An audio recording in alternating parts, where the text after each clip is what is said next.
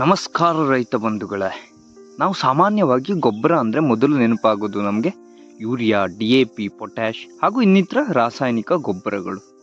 ಬೆಳೆ ಚೆನ್ನಾಗಿ ಬರಬೇಕು ಅಂತ ಸಾವಿರಾರು ರೂಪಾಯಿ ಖರ್ಚು ಮಾಡ್ತೇವೆ.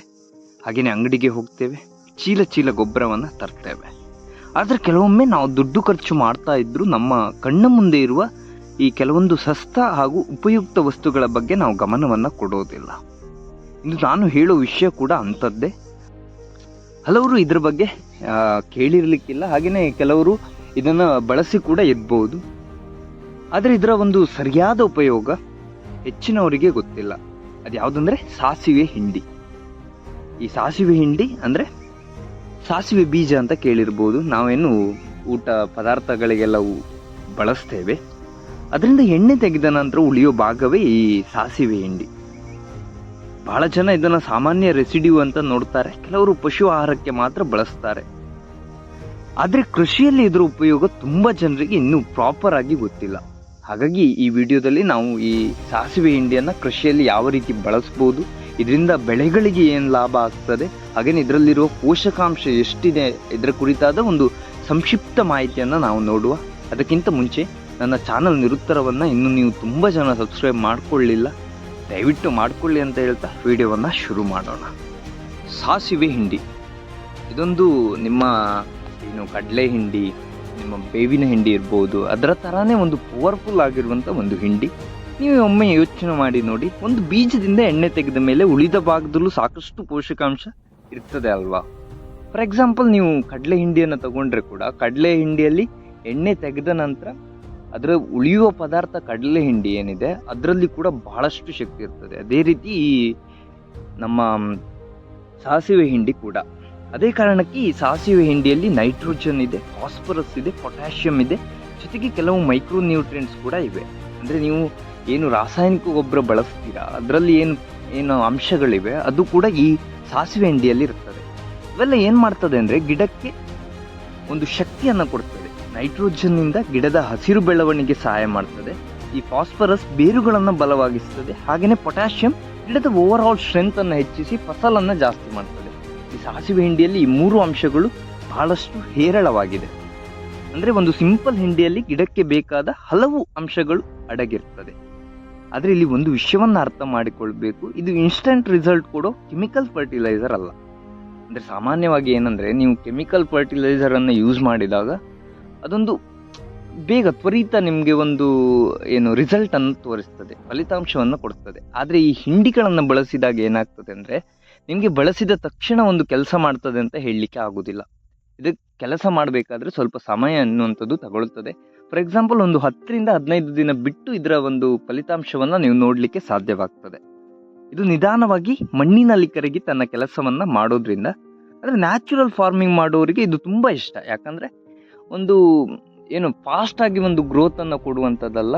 ಒಂದು ನಿಮ್ಮ ಇದಕ್ಕೆ ಡಿಫ್ರೆನ್ಸ್ ಏನಂದರೆ, ನೀವೇನು ಮಾಡರ್ನ್ ಮೆಡಿಸಿನ್ ಮತ್ತು ನಿಮ್ಮ ಈ ಆಯುರ್ವೇದ ಏನಿದೆ ಅದಕ್ಕೆ ಇದಕ್ಕೆ ಇರುವಂಥ ವ್ಯತ್ಯಾಸ ಅಂದರೆ ಇದರಿಂದ ಸೈಡ್ ಎಫೆಕ್ಟ್ ಎನ್ನುವಂಥದ್ದು ಕಡಿಮೆ ಈ ಹಿಂಡಿಗಳಿಂದ.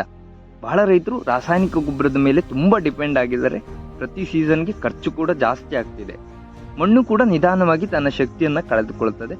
ಆದ್ದರಿಂದ ಈ ರೀತಿಯ ಒಂದು ಹಿಂಡಿಗಳನ್ನು ಬಳಸಿದರೆ ನ್ಯಾಚುರಲ್ ಆಲ್ಟರ್ನೇಟಿವ್, ನಿಮ್ಮ ರಾಸಾಯನಿಕ ಗೊಬ್ಬರಕ್ಕೆ ನ್ಯಾಚುರಲ್ ಆಲ್ಟರ್ನೇಟಿವ್ ಆಗಿರೋದ್ರಿಂದ ಇದು ಒಂದು ಮಣ್ಣಿಗೆ ಸಹಾಯ ಮಾಡುವಂಥ ಹಿಂಡಿ, ಈ ಸಾಸಿವೆ ಹಿಂಡಿ. ನೀವು ಈ ಕಡಲೆ ಹಿಂಡಿ, ಬೇವಿನ ಹಿಂಡಿ ಇದ್ರ ಬಗ್ಗೆ ಹಲವರಿಗೆ ಗೊತ್ತು, ಆದರೆ ಸಾಸಿವೆ ಹಿಂಡಿ ಬಗ್ಗೆ ಇನ್ನೂ ಅವೇರ್ನೆಸ್ ಅಥವಾ ಒಂದು ಜ್ಞಾನ ಎನ್ನುವಂಥದ್ದು ಕಡಿಮೆ ಇದೆ ನಮ್ಮ ರೈತರಿಗೆ.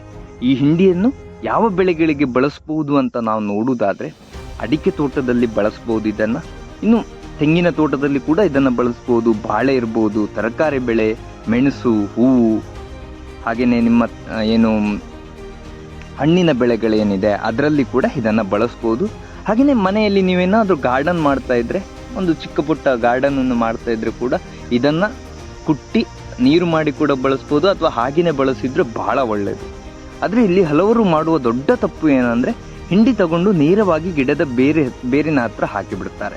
ಅದು ತಪ್ಪು. ಯಾಕಂದರೆ ಡಿಕಂಪೋಸಿಷನ್ ಸಮಯದಲ್ಲಿ ಹೀಟ್ ಜನರೇಟ್ ಆಗ್ಬೋದು, ಬೇರುಗಳಿಗೆ ತೊಂದರೆ ಆಗ್ಬೋದು. ಹಾಗಾದರೆ ಏನು ಮಾಡಬೇಕಂದ್ರೆ, ಗಿಡದಿಂದ ಸ್ವಲ್ಪ ದೂರ ಮಣ್ಣು ಸಡಿಲ ಮಾಡಿ ಹಾಕಬೇಕು. ನಂತರ ಮಣ್ಣಿನಿಂದ ಕವರ್ ಮಾಡಿದರೆ ಇನ್ನೂ ಒಳ್ಳೆಯದು. ಇನ್ನೊಂದು ವಿಧಾನ ಅಂದರೆ ನೀವು ಇಡೀ ಆಗಿ ಹಾಕಬೇಡಿ ಹಿಂಡಿಯನ್ನು, ಗುದ್ದಿ ಜಜ್ಜಿ ಹಾಕ್ಬೋದು. ಇಲ್ಲದಿದ್ದರೆ ಇದನ್ನು ನೀರು ಮಾಡಿ ಕೂಡ ಹಾಕ್ಬೋದು. ನೀರು ಮಾಡಿ ಹಾಕಿದರೂ ಕೂಡ ತುಂಬ ಒಳ್ಳೆಯದು. ಇನ್ನೊಂದು ವಿಧಾನ ಏನಂದರೆ ಸಾಸಿವೆ ಹಿಂಡಿಯನ್ನು ನಾನು ಹೇಳಿದಾಗೆ ನೀರಿನಲ್ಲಿ ಒಂದು 2 ರಿಂದ 3 ದಿನ ನೆನೆಸಿಟ್ಟು ಲಿಕ್ವಿಡ್ ಫರ್ಟಿಲೈಸರ್ ಮಾಡಿ ಕೂಡ ಹಾಕ್ಬೋದು. ನಂತರ ಡೈಲ್ಯೂಟ್ ಮಾಡಿ ಗಿಡಗಳಿಗೆ ಕೊಡೋದ್ರಿಂದ ಒಂದು ಇನ್ಸ್ಟೆಂಟಾಗಿ ಅದು ತಗೊಳ್ತದೆ. ಗಿಡಗಳು ಬೇರುಗಳ ಮುಖಾಂತರ ಇದನ್ನು ಹೀರ್ಕೊಳ್ತವೆ. ಅಂದರೆ ನೀವು ನೀರು ಬಿಡುವ ಅವಶ್ಯಕತೆ ಇರೋದಿಲ್ಲ. ಹೀಗೆ ನೀರು ಮಾಡಿನೇ ಹಾಕ್ಬೋದು. ಕೆಲವರು ಕಾಂಪೋಸ್ಟ್ ಜೊತೆ ಮಿಕ್ಸ್ ಮಾಡಿ ಕೂಡ ಹಾಕ್ತಾರೆ. ಆದರೆ ಒಂದು ವಿಷಯವನ್ನು ನೆನಪಲ್ಲಿ ಇಟ್ಕೊಳ್ಳಿ, ಹೆಚ್ಚು ಹಾಕಿದರೆ ಹೆಚ್ಚು ಫಲ ಅಂತಲ್ಲ. ಕೆಲವರು ಓವರ್ ಎಕ್ಸೈಟ್ಮೆಂಟಲ್ಲಿ ತುಂಬ ಹಿಂಡಿಯನ್ನು ಹಾಕಿಬಿಡ್ತಾರೆ. ನಂತರ ಗಿಡ ಸಮಸ್ಯೆ ಬಂದರೆ ಈ ಹಿಂಡಿ ಕೆಟ್ಟದ್ದು ಅಂತ ಹೇಳೋ ಜನ ಕೂಡ ಇದ್ದಾರೆ. ತಪ್ಪು ಹಿಂಡಿಯದ್ದಲ್ಲ, ನಾವು ಬಳಕೆ ಮಾಡೋ ವಿಧಾನದಲ್ಲಿ ಇರುವಂಥದ್ದು. ಇನ್ನೊಂದು ದೊಡ್ಡ ಬೆನಿಫಿಟ್ ಏನಂದರೆ ಸಾಯಿಲ್ ಮೈಕ್ರೋ ಆರ್ಗ್ಯಾನಿಸಮ್ಗೆ ಈ ಸಾಸಿವೆ ಹಿಂಡಿ ಅನ್ನುವಂಥದ್ದು ಸಹಾಯ ಮಾಡ್ತದೆ. ಮಣ್ಣಿನ ಸ್ಟ್ರಕ್ಚರ್ ಏನಿದೆ ಅದನ್ನು ಇಂಪ್ರೂವ್ ಮಾಡ್ತದೆ. ಲಾಂಗ್ ಟರ್ಮಲ್ಲಿ ನಾವೊಂದು ದೀರ್ಘಕಾಲಿಕವಾಗಿ ನೋಡುವುದಾದರೆ ಇದು ಮಣ್ಣಿನ ಒಂದು ಹೆಲ್ತ್, ಆರೋಗ್ಯ ಏನಿದೆ ಅದನ್ನು ಸುಧಾರಿಸುತ್ತದೆ. ಇವತ್ತು ಹಲವರು ಈಲ್ಡ್ ಮಾತ್ರ ನೋಡ್ತಾರೆ, ಮಣ್ಣಿನ ಆರೋಗ್ಯವನ್ನು ನೋಡಲಿಕ್ಕೆ ಹೋಗುವುದಿಲ್ಲ. ಈಗ ನಿಮಗೇನು ಫಸಲು ಕೊಡ್ತದೆ ನಿಜ, ಆದರೆ ಒಂದು 4-5 ವರ್ಷ ಬಿಟ್ಟು ಈ ರಾಸಾಯನಿಕ ಗೊಬ್ಬರವನ್ನೇ ಬಳಸ್ತಾ ಇದ್ದರೆ ಏನಾಗ್ತದೆ ಅಂದರೆ ಮಣ್ಣು ಹದಗೆಡ್ತದೆ. ಅಂದರೆ ಮಣ್ಣಿನ ಒಂದು ಶಕ್ತಿ ಅನ್ನುವಂಥದ್ದು ಕಡಿಮೆ ಆಗ್ತದೆ. ಆ ಕಾರಣದಿಂದನೇ ನಾನು ಯಾವಾಗಲೂ ಹೇಳುವಂಥದ್ದು ಈ ನ್ಯಾಚುರಲ್ ಗೊಬ್ಬರವಾದಂಥ ಹಿಂಡಿ, ನಿಮ್ಮ ಗೊಬ್ಬರ ಏನಿದೆ ಇವನ್ನೇ ಬಳಸಿ ಅಂತ ನಾನು ಯಾವಾಗಲೂ ಹೇಳ್ತಾ ಇರ್ತಾನೆ. ಇನ್ನು ನಾನು ಹೇಳೋದೇನೆಂದರೆ, ನಿಮ್ಮ ಏರಿಯಾದಲ್ಲಿ ಸಾಸಿವೆ ಹಿಂಡಿ ಎನ್ನುವಂಥದ್ದು ಸಿಗ್ತಾ ಇದ್ದರೆ ಒಮ್ಮೆ ಟ್ರೈ ಮಾಡಿ ನೋಡಿ. ಖಂಡಿತ ನಿಮಗೆ ಒಂದು ಫಲ ಎನ್ನುವಂಥದ್ದು ಇದರಿಂದ ಸಿಗ್ತದೆ. ಆದರೆ ಸ್ಮಾಲ್ ಸ್ಕೇಲ್ನಲ್ಲಿ ಮೊದಲು ಟೆಸ್ಟ್ ಮಾಡಿ ನೋಡಿ. ನಿಮಗೆ ಇದರ ಮೇಲೆ ಡೌಟ್ ಏನಾದರೂ ಇದ್ದರೆ ನೀವೇನು ನಿಮ್ಮ ಗಾರ್ಡನಲ್ಲಿ ಸ್ವಲ್ಪ ಉಪಯೋಗಿಸಿ ನೋಡ್ಬೋದು, ಅಥವಾ ಯಾವುದಾದ್ರೂ ಒಂದು ಚಿಕ್ಕ ಪುಟ್ಟ ಗಿಡಗಳಿಗೆ ಇದನ್ನು ಯೂಸ್ ಮಾಡಿ ನೋಡಿ. ನಿಮಗೆ ರಿಸಲ್ಟ್ ಎನ್ನುವಂಥದ್ದು ಖಂಡಿತವಾಗಿ ದೊರೆಯುತ್ತದೆ. ಪ್ರತಿ ಮಣ್ಣು ಬೇರೆ ಬೇರೆ ರೀತಿ ಇರ್ತದೆ, ಪ್ರತಿ ಬೆಳೆ ಕೂಡ ಬೇರೆ ಬೇರೆ ಥರ ಇರ್ತದೆ. ಅದನ್ನು ಅರ್ಥ ಮಾಡಿಕೊಂಡು ನಾವು ಈ ಹಿಂಡಿಯನ್ನು, ಗೊಬ್ಬರವನ್ನು ಅಥವಾ ರಾಸಾಯನಿಕ ಗೊಬ್ಬರವನ್ನು ಬಳಸಿದರೆ ನಮಗೆ ಖಂಡಿತವಾಗಿ ಒಂದು ಫಲ ಎನ್ನುವಂಥದ್ದು ಸಿಗ್ತದೆ. ನಾವು ಮಣ್ಣನ್ನು ಅರ್ಥ ಮಾಡಿಕೊಳ್ಳುವುದು ನಮಗೆ ಗೊತ್ತಿರಬೇಕು. ಮಣ್ಣಿನ ಬಗ್ಗೆ ಒಂದು ಜ್ಞಾನ ಇದ್ದರೆ ನಮಗೆ ಯಾವ ಹಿಂಡಿ ಯಾವ ಸಮಯದಲ್ಲಿ ಹಾಕಬೇಕು, ಯಾವುದು ಯಾವ ಸಮಯಕ್ಕೆ ಹಾಕಬೇಕು ಅನ್ನೋ ಒಂದು ಜ್ಞಾನ ಬರ್ತದೆ. ಹಾಗಾಗಿ ಈ ವಿಡಿಯೋ ನಿಮಗೆ ಇಷ್ಟ ಆಯ್ತು ಅಂತ ನಾವು ಭಾವಿಸ್ತೇನೆ. ಹಾಗೆಯೇ ನೀವು ಯಾವ ಬೆಳೆಗೆ ಕೂಡ ಬಳಸ್ಬೋದು ಇದನ್ನು, ಇದಕ್ಕೆ ಬಳಸಿ ಅದಕ್ಕೆ ಬಳಸಿ ಅನ್ನುವಂಥ ಒಂದು ಕಂಡೀಷನ್ ಇದರ ಮೇಲೆ ಇಲ್ಲ. ಹಾಗಾಗಿ ನೀವು ಯಾವುದೇ ಬೆಳೆ ಆದರೂ ಬಳಸಿ. ಹಾಗೆಯೇ ಬಳಸುವಾಗ ಒಂದು ಪ್ರಮಾಣವನ್ನು ನೋಡಿ ಬಳಸಿ, ಜಾಸ್ತಿಯಾಗಿ ಬಳಸಬೇಡಿ. ಅಂದರೆ ಒಂದು ಗಿಡಕ್ಕೆ ಒಂದು 150 ರಿಂದ 200 ಗ್ರಾಮ್ ಹಾಕಿದರೆ ಸಾಕಾಗುತ್ತೆ, ಯಾವುದೇ ಗಿಡ ಇರ್ಬೋದು.